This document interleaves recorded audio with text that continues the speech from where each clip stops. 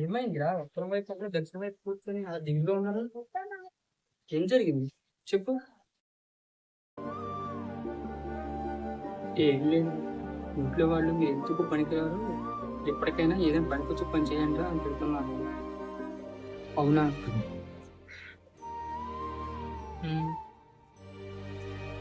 అయితే మీరేం దిగులు చెందకండి. మీకు ఏ పని అయితే బాగా వచ్చో ఆ పని చేయండి. ఓకే, వెళ్తాను. రే,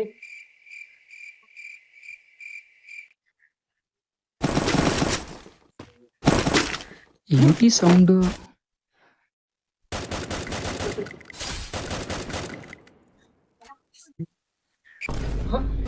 Enemies ahead! మిమ్మల్ని తిట్టడం తప్పలేదు.